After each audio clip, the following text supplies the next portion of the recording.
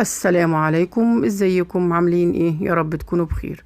لو اول مره تشوفوني، انا نونا ودي قناتي. لايك وشير للفيديو لو عجبكم.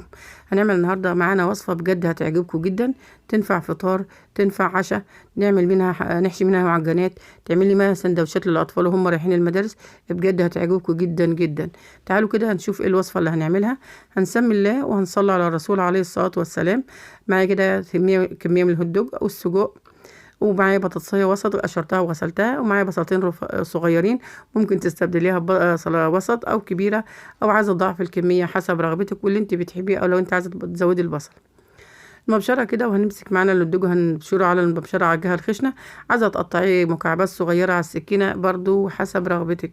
هنبشرها كده الكمية كلها وتكون جاهزة معانا. وطبعا هنقطع السجق والبصل هنبشر نبشر البطاطس، وهنقطع البصل برضو مكعبات صغيرة، وتكون كل حاجة جاهزة معانا. هنخلص كده الكمية ونخلص كل حاجة نقطعها، وهنشوف هنعمل معاه. ركنته كده على جنب، ومعاه كده كنت مجهزة كل حاجة. طاسة على النار، ونزلت فيها بمعلقتين 3 من الزيت، وهنزل عليها بالبصل اللي انا قطعتها مكعبات صغيرة. وهبدأ كده اشوح البصل. انا عايزة تشويحة خفيفة، انا مش هديها لون، بس تشويحة لمدة اقل من دقيقة بس تطرى معايا. هنزل عليها بالهوت دوج، وبعد كده هبدأ بس اديله تقليبة الاول كده مع البصل، تشوحه تشويحة حلوة مع البصل. والحشو دي ممكن، او الطريقه دي والوصفه دي ممكن تعمليها طبعا للبيتزا، ممكن تعمليها سندوتشات، ممكن تعملي تشكلي فيها. ممكن تحطي عليها بيض وتحطها في وترش على الوش كده جبنه موزاريلا وتدخلها الفرن. هتكون بجد معاكي تحفه. نزلت بالسجق بعد كده، بعد دقيقة أو أقل من دقيقة. نزلت كده بالسجق معانا، وهبدأ برضو أشوحه تشويحة معانا. وعايزة تضيفي طماطم، هتكون تضيفي طماطم وفلفل ألوان، برضو هتديها طعم لو انت بتحبيها. بس احنا بصراحة ما بنحبش الفلفل والطماطم على الحاجات دي ولا على اللحمة المفرومة. انت عايزة تضيفيها ده حسب رغبتك، لو انت بتحبيها والأولاد بيحبوها. شوحتهم كده، ونزلت عليهم بالبطاطسايه اللي انا بشرتها، برضو بشرها على الخشن. البطاطس طبعا مبشوره، مش هتاخد وقت، هتستوي على طول.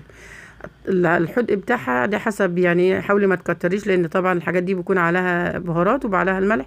فحاولي ما تزوديش ملح. الملح اللي انا ضفته بس يعتبر اضافه للبطاطس والبصل بس، مش اكتر يعني. وهبدا كده اقلبه واسيبه. عايزه تضيفي له حبه ميه لو هو مثلا مش كده، وتغطي عليه وتسيبيه بس لمده دقيقتين 3، بيكون كل حاجه جهزت واستوت معانا. بعد كده تشرب حبه الميه اللي ضفتهم عليه، وبقى جاهز معايا كده. شوحته تشويحه معايا ويكون جاهز.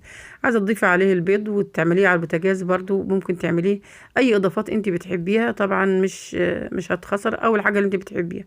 نزلت كده بحبه من الفلفل الاسمر. انا مش هنزل البهارات لان طبعا الحاجات دي عليها البهارات بتاعتها، فما تكتريش بهارات.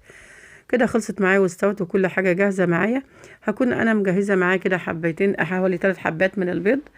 هنزل عليهم مع بحبة من الفلفل الاسمر، وهرب البيض معايا او اخفقه خفقة حلوة كده، وهيكون جاهز معايا.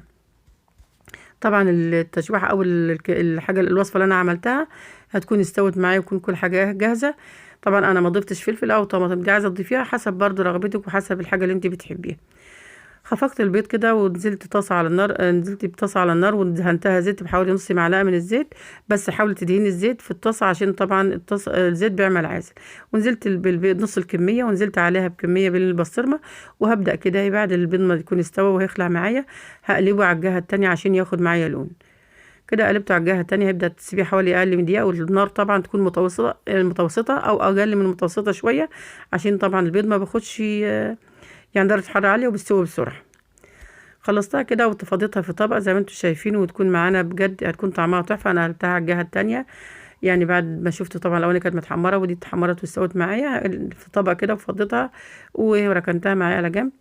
نص الكميه البيض الباقيه اللي كنت خافقاها معاكم، طبعا نزلت عليها بكميه من السجق اللي انا مشوحاه معاكم. وهبدا اقلبه كده. طاسه على النار، ونزلت فيها برضو بنص معلقه من الزيت، ويكون دهناها حلو. وهنزل بالكمية عليها كده، وهفردها في الطاسة. بس طبعا النار تكون هادية عشان البيض ما بتحملش السوا. وهتبدأي تفرديها كده في الطاسة، وتسيبها لما تستوي لحد ما تلاقيها خلعت لوحدها، بتكون جاهزة معاك.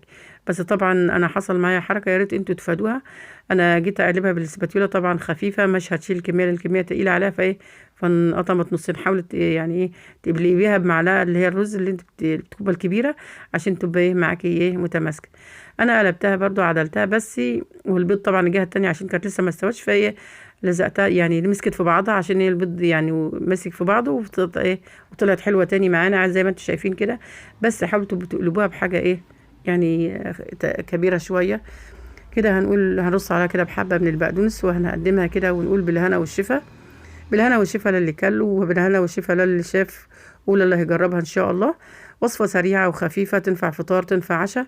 هنقول لو عجبكم الفيديو ما تنسوش اللايك والشير وتكتبوا لنا كده كومنت وتعليق منكم.